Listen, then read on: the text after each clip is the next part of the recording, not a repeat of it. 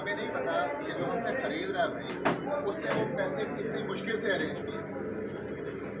अब ये मैं आपको अपने पर्सनल एक्सपीरियंस से बता रहा हूँ। तो पिछले साल मैंने बड़ी मुश्किल से कुछ पैसे इकट्ठे किए और मैंने बर्ड्स बाई किए। अब मेरे पास पेल फेलो अप्लायंस और डाइल्यूट अप्लायंस की वर्किंग है कि आप अंदाज़ा कर सकते हैं कि वो पेयर्स कितने के होंगे। फिर बीच में मैंने 3-4 सस्ते बर्ड्स खरीद लिए एक भाई से, और वो बर्ड पॉक्स कैरियर है।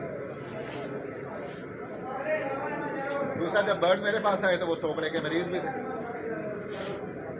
अब वो बर्ड मेरे पास आके एक्सपायर भी हो गए। एक तो वो मेरे पैसे ज़ाया हुए, दूसरा उन 4 बर्ड्स की वजह से मेरा तकरीबन कोई 9-10 लाख का नुकसान। पूरा सीज़न मेरा बर्बाद हुआ। मेरे पास 28 पेयर थे पिछले साल सीज़न जब स्टार्ट हुआ, और जब मैंने सीज़न स्टार्ट किया पॉक्स से ख़त्म करने के बाद पॉक्स, तो मेरे पास टोटल 5 पेयर्स थे। मैंने उस भाई के लिए बड़ी बदवाएँ की हैं, सीधी बात बताऊँ। क्यों? क्योंकि मैंने बड़ी मुश्किल से पैसे वो अरेंज किए थे। मुझे पता है हम सब जितने यहाँ पे बैठे हुए ना, कोई ऐसा नहीं है कि जिसके पास बहुत ज़्यादा रिसोर्सेज हों और वो उसको परवाह नहीं है कि 8-10 लाख अगर ज़ाया हो भी गए हैं तो खैर है। आजकल एक तो दौर ऐसा है, 8-10 हज़ार भी किसी के ज़ाया हो ना तो बंदे को ऑन कर रहे होते हैं। तो इसलिए मेरी आप भाइयों से गुजारिश है कि जब भी आप बर्ड सेल करें तो कोशिश करें कभी भी बीमार बर्ड सेल ना करें। बीमार बर्ड का पहले इलाज करें, फिर उसको सेल करें। क्योंकि आपके एक बर्ड की वजह से, आपके उस एक बर्ड की वजह से आपको नहीं पता अगले बंदे की पूरी एवरी का सफाया हो जाए। और वो आपको मज़े की बात बताऊं, वो भाई हम में मौजूद भी हैं इस वक्त जिनकी वजह से मेरा नुकसान हुआ। ठीक है, मैं उनसे ही रिक्वेस्ट कर रहा हूँ कि काइंडली आइंदा ऐसे कामों से परहेज़ करें, और आप सब भी कभी भी बीमार बर्ड सेल ना करें। ये मेरी आपसे पर्सनल एक रिक्वेस्ट है। हमेशा बर्ड का इलाज करके एक सेहतमंद, और अगर आपके बर्ड में कोई प्रॉब्लम है, लेट्स सपोज एक बर्ड आपका स्ट्रिक क्रॉस करता है, तो बताएं कि बर्ड आपका स्ट्रिक क्रॉस करता है, फिर उसको सेल कर दें। 2000-4000 कम पे सेल हो जाएगा ना, बट सेल बता के। मैं बस इतना ही कहना चाहूँगा क्योंकि टाइम भी कमी है और आप लोग इसके इंतज़ार में हैं डेफिनेटली।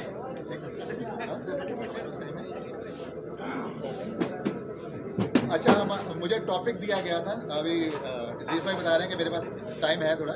टॉपिक दिया गया था मुझे कि बर्ड हमें जब कौन से बर्ड्स हमें लेने चाहिए, इन फ्यूचर हमें क्या करना चाहिए। देखिए, मेरा मशवरा यही होगा कि आप सिर्फ वो म्यूटेशन ब्रीड करवाएं, वो पेयरिंग्स रखें। जिन भाइयों को आवाज़ नहीं आ रही काइंडली इधर आ जाए जरा। म्यूटेशन सिर्फ वो ब्रीड करवाएं जिसकी आपको नॉलेज हो, जिसका आपको पता हो कि इससे आपके पास आएगा क्या। आप सिर्फ वो म्यूटेशन ब्रीड करवाएं और सिर्फ क्वालिटी में ब्रीड करवाएं। लेट्स सपोज आपकी जेब में पैसे हैं बहुत सारे, आपने visual done follow to visual done follow लगा लिया, आपकी ब्लूटूथ डन फेलो की वर्किंग हो गई, लेकिन आपसे वो बिकेगा नहीं। क्योंकि नॉर्मली मेरे ख्याल में हम में से 99% लोगों ने बर्ड रखने के लिए नहीं लगाए हुए, उसकी ऑप्शन सेल करने के लिए लगाए हुए। तो वो पेयरिंग करें जिसको आप इजीली सेल कर सकते हैं। ऐसी पेयरिंग में मत जाएं जिसको समझने के लिए आपको भी 4 महीने लगें और समझाने के लिए भी 4 महीने लगें कि भाई ये वाला है और ये वाला है।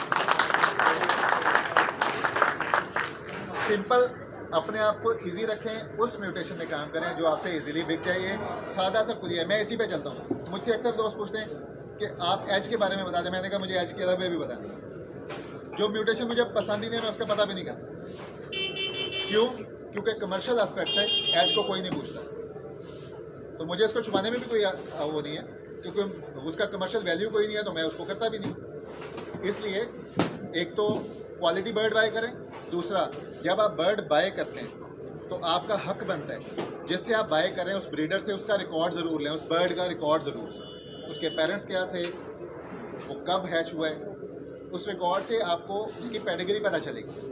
और कोशिश करें कि खुद जाके बर्ड लेके आए। और इस सोसाइटी के हवाले से मैं एक बात करना चाहूँगा कि मैं सोसाइटी मैनेजमेंट का तहे दिल से शुक्रगुजार हूँ कि मैं पिछले 3 साल से लवबर्ड ब्रीड करवा रहा था। केपी में मुझे 3 या 4 लोग जानते थे, उनमें से एक गुलवाहिद भाई थे, 2-3 और लोग थे। अब अल्लाह का शुक्र है मेरी कोई 100-125 लोगों की फैमिली है। इस फैमिली का फ़ायदा उठाइए। अब मैं आपको जानता हूँ, आप मुझे जानते हैं। इस सोसाइटी का सबसे बड़ा बेनिफिट ही ये है कि जो पहले कोई एक दूसरे को नहीं जानते थे, वो अब हम एक दूसरे को जानते हैं। तो बजाय हम लाहौर जाएँ, फैसलाबाद जाएँ, कराची जाएँ, हम केपी में क्यों ना अपने दोस्तों को सर्च करें, हम क्यों अपने लोगों को सपोर्ट ना करें। जो बर्ड हमने लाहौर से मंगवाना है, हम केपी से बाय क्यों नहीं करते। आपको उसकी पेडिग्री पता चलेगी और कोशिश करें कि खुद जाके बर्ड लेके आए।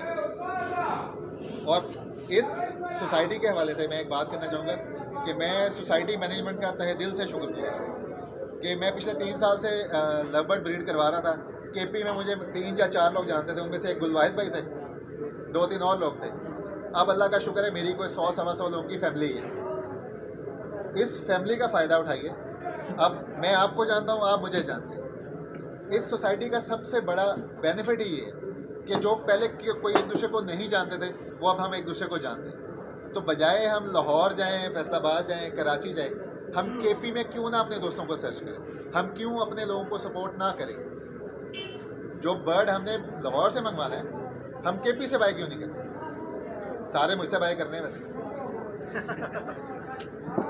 तो बाय आप केपी में आपस में कीजिए। आज की इस गेट टुगेदर का जो मकसद था कि हम एक दूसरे को बाय फेस मिल सकें, क्योंकि मैं आपने तो सबने मेरी आवाज़ सुनी हुई थी, आप आवाज़ से रिकग्नाइज़ कर सकते थे, लेकिन मैंने सबसे जिससे भी मैं मिला हूँ मैंने उससे यही कहा भाईजान अपना नाम भी बता दें ताकि मुझे पता भी चलता जाए मैं मिल किससे रहा हूँ। तो इसलिए इस सोसाइटी का फ़ायदा उठाइए, इसको प्रमोट भी कीजिए और अपने आप को एजुकेट भी कीजिए। इन्हीं अल्फाज के साथ साथ मैं आपसे इजाज़त चाहूँगा और मैं दोबारा से रज़ा सर और पूरी मैनेजमेंट टीम का तहे दिल से शुक्रगुजार हूँ कि एक अच्छा इवेंट आप लोगों ने हमारे लिए अरेंज किया। और मेरी रिक्वेस्ट पे एक तो इन्होंने हमारे ग्रुप का नाम फैमिली कर दिया, इसके लिए सर बहुत शुक्रिया कि हमारी एक फैमिली बनी। और दूसरा एक रिक्वेस्ट मैंने और की थी कि हमारे इस इवेंट पे किसी बड़े ब्रीडर को ना बुलाया जाए, क्योंकि हम केपी के लोगों को प्रमोट करने की बात करते हैं और हम लाहौर से बड़े ब्रीडर्स को बुलवा लें तो हम सारे उसके साथ जाके सेल्फियाँ बनवाते करेंगे। केपी के ब्रीडर को कोई नहीं पूछेगा। जैसे हम सब लोगों का यहाँ पे तारुफ हुआ, ये किसी को भी ना मिलता। अब हम एक दूसरे को जानते हैं, पहचानते हैं एटलीस्ट। तो इसके लिए सर एक बार फिर शुक्रिया कि आपने किसी बड़े ब्रीडर को नहीं बुलवाया, हमारे VVIPs हमारे ब्रीडर्स को। शुक्रिया जी, अल्लाह पाक आपको खुश